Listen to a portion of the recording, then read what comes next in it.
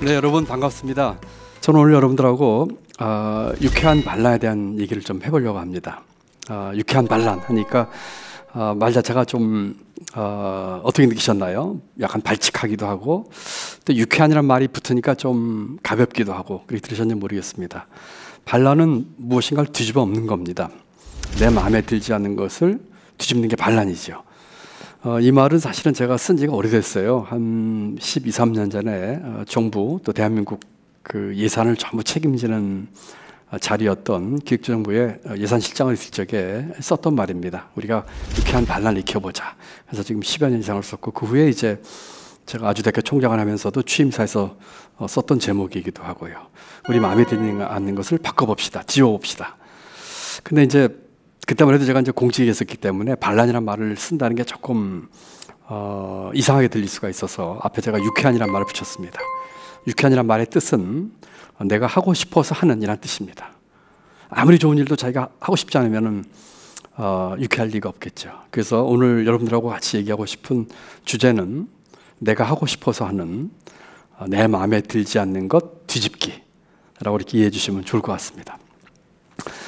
제가 지금 방송대학의 석좌 교수로 지금 몇 달 됐습니다만 사실은 방송대학 석좌 교수로 오게 된 이유가 하나 있어요. 다른 곳에서 요청을 제가 많이 사용을 하면서 우리 방송대 제1을 제가 수락한 이유 중에 하나는 제가 사실 방송대 농학과에 입학을 했었거든요. 꽤 많은 분들은 제가 방송대 입학한 사실을 모르고 계시고 제 이력서에도 잘 안 나와서 모르고 계신데 사실은 70년대 중반에 제가 방송대 농학과 입학을 했습니다. 저는 상업학교를 졸업하고 직장 생활을 일찍 시작을 했는데 대학교에 갈 형편을 못 했고 그래서 방송대에 이렇게 입학을 하게 됐습니다. 제가 농학과를 택한 것도 좀 의아하게 생각하실 수 있을 것 같아요.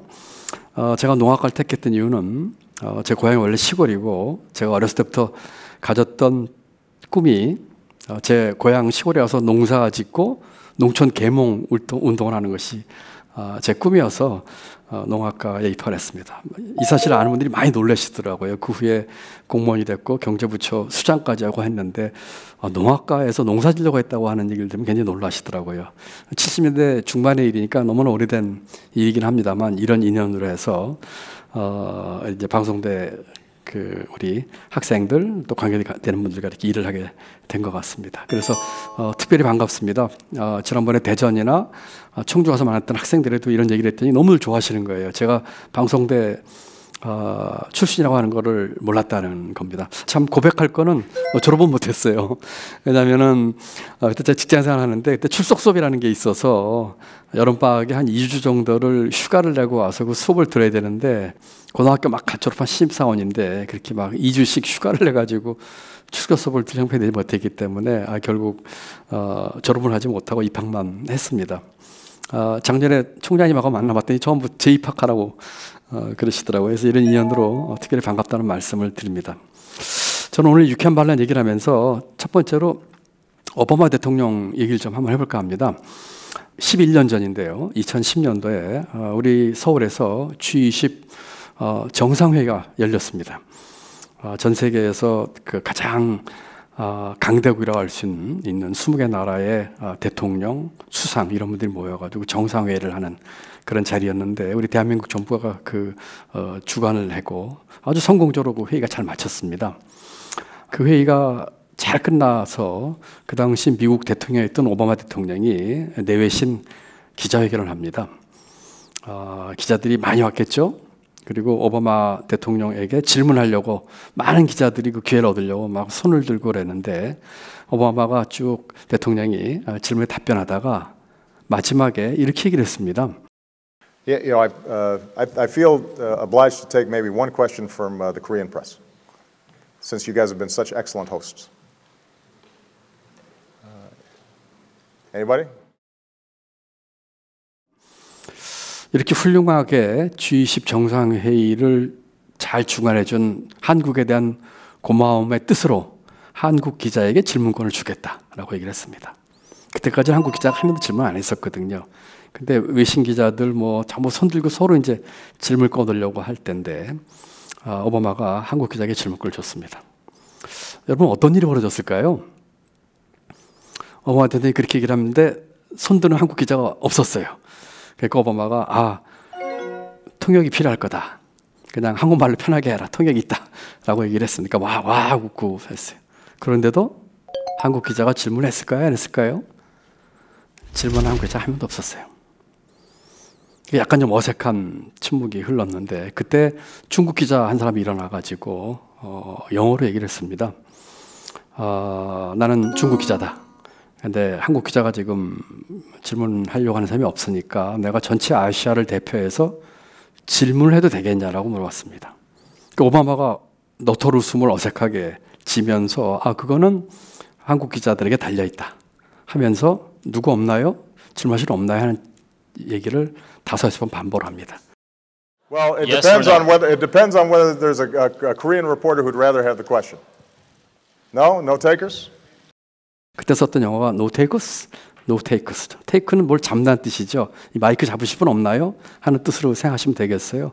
누가 없습니까? 질문할 사람 이런 얘기를 하는데 끝내 한국 기자는 아무도 질문하지 않았습니다. 결국 질문권은 중국 기자에 넘어가서 중국 기자가 질문했습니다. 이게 가장 대표적인 어떤 교양방송에서 나온 프로에서 이 화면을 내보냈습니다. 그 프로의 이름은 우리는 왜 대학에 가는가 라는 프로였습니다. 그리고 그 오바마의 지금 말씀드린 기자회견장 다음에 이어서는 한국의 대학들을 보여줬습니다. 아마 제 기억이 맞다면 너댓개 대학의 강의실을 보여줬는데 학생들이 교수에게 질문하지 않습니다. 오히려 교수가 학생들이 질문하는데 학생은 교수하고 눈이 마주칠까 봐 전부 이렇게 책상을 내려다보는 그런 장면들이 쫙 나왔어요.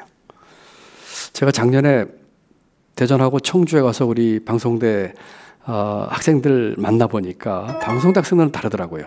굉장히 씩씩하시고 자기 의사를 표현하려고 하고 한번 이렇게 말문이 터지니까 너무나 말씀도 잘하시고 오히려 제가 배울 게 많을 정도로 했는데 실제로 우리 교육 현장 심지어는 아까 오바마 기자회견처럼 질문하는 게 자기의 직업인 기자도 질문을 하지 않는 그런 모습이었죠.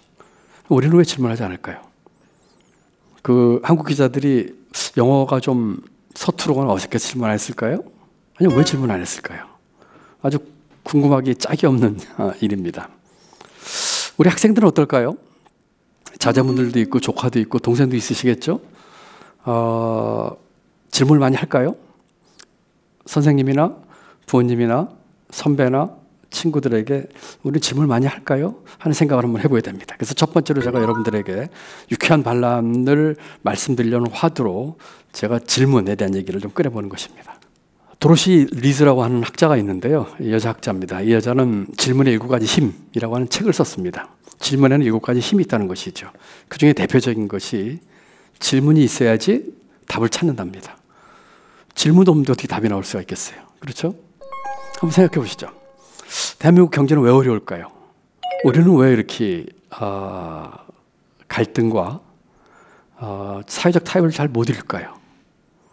우리 사회가 안고 있는 구조적인 문제는 무엇일까요? 우리 학생들은 각자가 하고 싶은 일은 무엇일까요? 자기에게 던지는 질문이 있는지 하는 것들이죠. 아까 얘기한 도로시 리즈라고 하는 학자는 질문에는 7가지 힘이 있습니다라고 얘기한 것 중에 첫 번째가 질문해야 답을 얻습니다지만 쭉 내려다보면은 질문이 마음을 문을 연다 이런 내용도 있습니다. 질문해야지 마음의 문이 열린다는 것이죠. 여러분 톨스토이는요 아주 유명한 대작을 많이 썼습니다. 잘 아시는 아주 훌륭한 걸작 대장편 소설 많이 썼는데 또 그 못지않게 아주 훌륭한 단편 소설들을 많이 썼습니다. 제가 알기로는 한 110편 남짓 단편 소설을 썼다고 합니다. 톨스토이의 단편을 읽어보면 인생을 살아가는 데 있어서의 지혜, 가치, 철학, 사는 방법 이런 것들에 대한 질문을 소설을 통해서 하고 있습니다. 예를 들면 톨스토이의 단편 중에서 가장 많이 읽히는 단편 중에 하나가 사람은 무엇으로 사는가 라는 단편이 있습니다. 단편치고는 조금 긴 얘기인데요. 거기에서 하늘나라에 있던 천사가 미카엘이라는 천사가 사람의 모습으로 땅에 내려오는데 신으로부터 세 가지 질문에 대한 답을 찾아오라고 하는 그 지시를 받고 내려와서 자기가 지상에서 살면서 그 세 가지의 답을 찾아야지 다시 하늘나라 올라갈 수 있는 세 가지 질문을 던집니다. 우연히도 이 톨스토이의 그 단편 소설에서는 그런 질문을 많이 던지는데 보통 질문을 세 가지씩 많이 던지더라고요. 심지어는 톨스토이의 단편 소설 중에 세 가지 질문이라는 제목의 단편 소설도 있어요. 이 소설의 주인공은 왕입니다. 왕이 어느 날 세 가지 질문을 갖게 됩니다. 첫 번째는 인생을 살면서 가장 중요한 때는 언제일까? 두 번째는 인생을 살면서 내게 가장 중요한 사람은 누구일까? 세 번째는 인생을 살면서 내가 해야 할 가장 중요한 일은 무엇일까? 라고 하는 세 가지 질문을 이 톨스토이는 세 가지 질문이라는 단편 소설에서 주인공이 왕을 통해서 독자들에게 던집니다. 저는 오늘 여러분들에게 세 가지 질문을 드리려고 해요. 톨스토이 질문하고 조금 다른 유형인데요. 여러분 어떻게 생각하십니까? 사람이 태어나서 죽을 때까지 내가 받을 수 있는 질문, 내가 할 수 있는 질문을 다 합쳐가지고 셋으로 나눠봤어요. 이 세 가지 질문의 유형입니다. 첫 번째는 남이 내게 낸 질문. 우리는 남이 낸 질문을 많이 받고 살죠? 우리 학생들 시험 보는 거 선생님이 학교에서 내는 질문이죠. 사업하시는 분들, 직장 다니시는 분들, 사업하면서 부딪히는 문제점, 직장 생활하면서 부딪히는 내가 풀어야 할 과제들 전부 남이 낸 문제죠. 두 번째는 내가 내 스스로에게 내는 문제입니다. 사람은 정도와 또 시기의 차이는 있지만 누구나가 나 자신에게 질문을 던집니다. 여러분도 아마 다 그런 경험이 있으실 거예요. 또는 앞으로도 많이 하실 거예요. 세 번째는 사회가 내게 던지는 질문입니다. 너무 거창하게 대한민국 사례까지 생각하지 않으시더라도 나를 둘러싸고 있는 작은 사회 한번 생각해 보시죠. 우리 가족, 내가 다니는 학교, 직장, 지역 커뮤니티, 전부 나를 둘러싸는 사회죠. 사회가 내게 던지는 질문이 있습니다. 예를 들어서 어떤 내 주위에서 생겼던 또는 벌어지는 일 중에 내 마음에 들지 않는 일들. 그럼 저걸 내가 어떻게 해야 될까? 개선을 해야 될까? 모른 채 해야 될까? 이런 것들이 전부 사회가 내게 던지는 질문인 것이죠. 그래서 저는 오늘 이 세 가지 질문을 가지고 유쾌한 반란 얘기를 해보려고 합니다. 남이 내게 낸 질문, 내가 내 스스로에게 던지는 질문, 사회가 내게 던지는 질문입니다.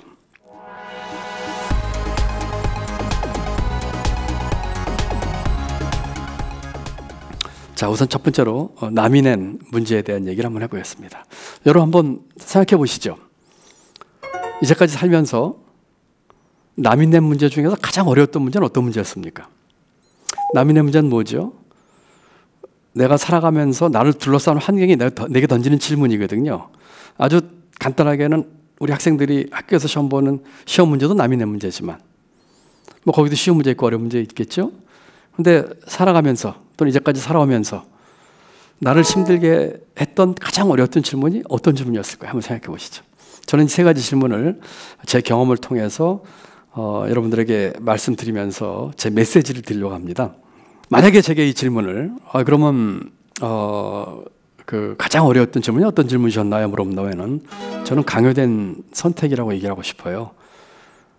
내가 하고 싶지 않은데 그렇게 할 수밖에 없었던 선택을 강요받았을 때, 또는 다른 말로 하면은 내게 뭔가 하고 싶은 일들이 있는데 그런 기회가 주어지지 않았을 때죠. 이 그림에 보이는 화면은 보시기에 왼쪽 화면은 60년대 말 70년대 초의 청계천의 모습입니다. 오른쪽에 있는 그림은 지금의 청계천의 모습이죠. 옛날 60년대 말 70년초는 이렇게 가운데 더러운 구정물이 흘렀고요. 이 개천 양옆에는 무화과 판자집들이 들어선 판자촌들이 있었습니다. 서울에서 가장 살기 어려운 빈민들이 와서 살던 빈민촌이었죠. 여기 무화과 판자집은 나무 판대기로 이렇게 집을 줬고요. 집에 화장실도 없어서 공중 화장실을 다 이용을 했고요. 가운데 흐르는 시냇물은 아주 더러운 구정물이었습니다. 제가 이 화면을 보여드리는 이유는 이 당시에 제가 살았던 곳이기 때문이거든요. 저는 어렸을 때 초등학교 6때 아버지가 갑자기 돌아가셨습니다. 아버지 돌아가실 적에 아버지 나이가 33살이셨거든요. 저는 11살이었고요. 아버지가 돌아가시고 저희 집에는 할머니, 혼자 되신 어머니, 그다음에 제 동생 셋 해서 6식구가 살고 있었습니다. 갑자기 돌아가시니까 하시던 사업이 쫄딱 망하게 됐고 저희 가족은 이렇게 이 동네 와서 살게 됐어요. 저희 어머니 이때 32살이셨습니다. 이 집은 여기 있는 청계천 부엌과 판잣집들은 저희가 살고 나서 한 2, 3년 뒤에 전부 다 철거가 됩니다. 정부에서 이걸 다 철거시켜가지고 여기 주민들을 전부 다 강제로 이주를 시켰어요. 여기서 이주된 사람들은 그곳에서 천막을 치고 살았습니다. 저와 저희 가족은 그 강제로 이주된 곳에서 천막을 치고 살았고, 저는 중학교 후반부와 고등학교 초반부를 그 천막에서 학교를 다니게 됐습니다.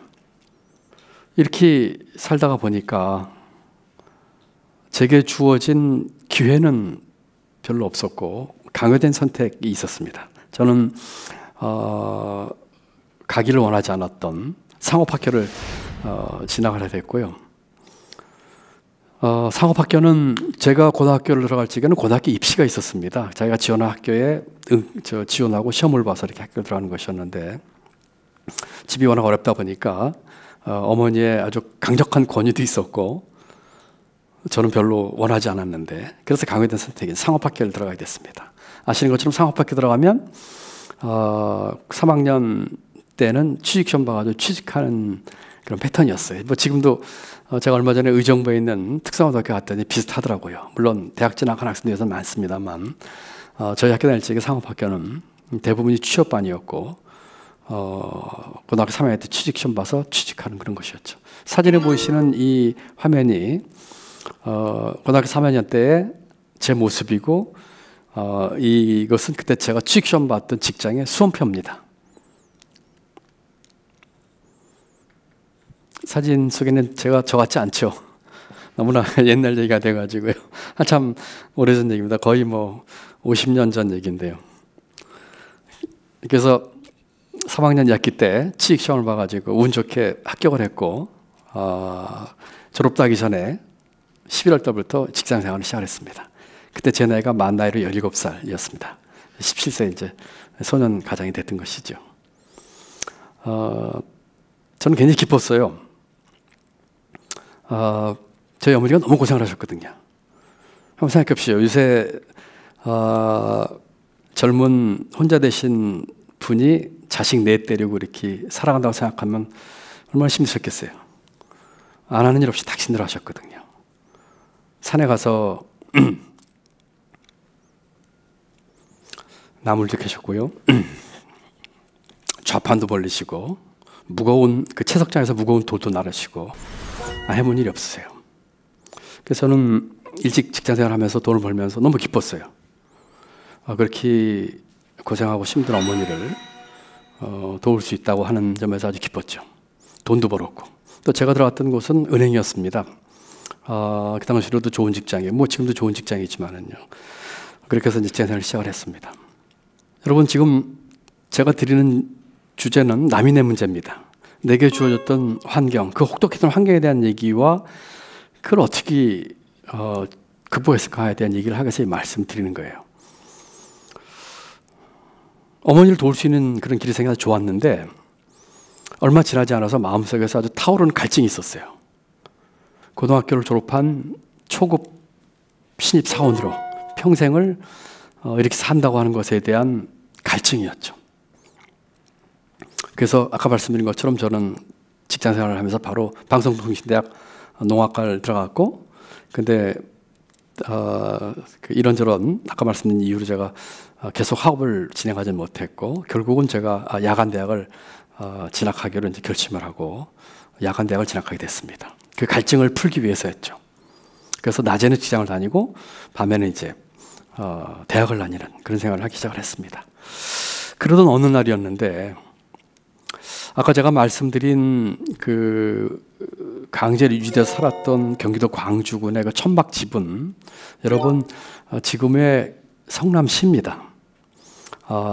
거기 살다 보니까 이 강북에 있는 직장까지 오는 시간이 너무 많이 걸려서 같은 직장의 동료들에게 제공하는 독신자 합숙소에서 제가 생활하면서 직장 생활을 하게 됐습니다. 주말에는 이제 집에 가고요. 어느 날 옆방에 있는 선배 방을 놀러 갔다 나오는데 쓰레기통에 책이 한 10권 버려져 있는 것을 발견했습니다. 그래서 무심코 책을 한 권 집어들고 제 방에 돌아왔는데 보니까 고시 잡지였어요. 저는 그때 직장생활 하는 야간 대학생이니까요. 그 선배는 같은 직장 다니는 나이가 저보다 한참 많은 선배셨는데 서울 법대를 나오시고 고시 공부를 하는 분이셨어요. 그래서 그 책을 보고 저 공무원 시험 준비를 한번 해봐야겠다는 생각이 들어서 그때부터 고시 공부를 하기 시작을 했습니다. 1인 3역을 했던 거죠. 낮에는 직장 생활하고 저녁에는 대학 다녔고 수업 끝나고 합숙소에 들어오면 한 밤 10시쯤 됐었거든요. 그럼 이제 고시 공부하는 1인 3역을 하는 그런 생활을 하게 됐습니다. 참 열심히 공부를 했고요. 우리 방송대 학생들이 이런저런 환경에서 열심히 공부하고 계신 것처럼 정말 열심히 공부를 했고요. 그 당시에는 이 세상에 누구도 지금 내 자리에 갔다 오면 나보다 더 열심히 할 사람 없다라는 생각을 할 정도로 이제 공부를 하기 시작했습니다. 그때는 젊었을 때니까요. 20대 초반이었는데요. 내 인생의 승부는 시간과의 싸움에서 날 거다라고 생각을 했습니다. 지금은 조금 그런 생각이 많이 바뀌었는데 그때는 그런 생각이 들었어요. 내가 시간에 끌려갈 것인가? 내가 시간을 끌고 갈 수 있을까에 따라서 내 인생이 바뀔 거야 라고 생각을 했습니다. 시간 관리부터 했죠. 예를 들면 직장 생활하고 대학을 다니고 하니까 시간이 많이 없지 않았겠습니까? 첫 번째 가졌던 목표는 하루에 2시간 온전하게 내 마음대로 할 수 있는 시간 확보하기였습니다. 어떻게 하면 하루 24시간 중에 직장 생활도 하고 수업도 들어야 되는데 그런 거 다 빼고 2시간을 오롯이 내 마음대로 쓸 수 있는 시간을 만들까 하는 것이 목표였어요. 굉장히 어려운 일이었습니다. 그렇지만 각고에 늘어가면서 몇 달을 하다 보니까 그게 가능해졌고 그게 가능해져서 이제는 습관화가 됐을 때는 시간을 늘려나갔어요. 이제는 3시간, 4시간 이런 식으로 늘려나가는 생활도 했었고요. 또 낮에나 또 대학 생활을 하면서 남는 짜투리 시간 중에서 15분 이상의 시간은 헛되이 보내지 말자라고 생각을 했습니다. 15분을 한 단위로 생각했어요. 한 유닛 시간이 15분이 되면은 이건 내가 쓸 수 있는 시간이야 라고 생각을 하면서 젊은 시절, 청춘 시절에 생각했던 내 인생에서 굉장히 중요한 관건이라고 생각을 했습니다. 지금은 좀 달라졌어요. 그렇지만 그 시절은 그게 답이었는지도 모르겠습니다. 운 좋게 대학 졸업하던 해에 한 해 고시를 2개 합격을 했습니다. 꽤 많은 저와 비슷한 처지에 있는 분들이 대학을 다니면서 직장 생활하는 분 계셨는데 대부분의 분들이 중간에 이제 직장을 그만두고 공부에 이렇게 전념을 하셨습니다. 저는 그럴 형편이 못했어요. 아까 말씀드린 것처럼 너무 힘들었거든요. 처음 직장 잡고 어머니를 도와드릴 수 있어서 참 기뻤다라고 하는 것뿐만 아니라 이런 생각도 했거든요. 이제 우리 집은 밥 굶는 일은 없어. 제가 동생 셋이 있는데 동생 셋 적어도 고등학교까지는 내가 마치게 할 수 있어. 이런 생각을 할 정도였으니까요. 그래서 끝까지 직장 생활을 했습니다. 언제까지 했냐면요. 공무원 시험에 합격을 해서 공무원 발령 받는 날까지 했습니다. 그래서 제 이력서 보시면 공무원 처음 시작한 날짜하고 첫 직장 그만둔 날짜하고 같습니다. 많은 분들이 어떻게 그렇게 살았냐고, 그렇게 살 수 있었냐고 저한테 얘기들을 하세요. 저는 나중에 곰곰이 생각을 해봤습니다. 대단한 것은 아니지만 그 힘은 무엇이었을까?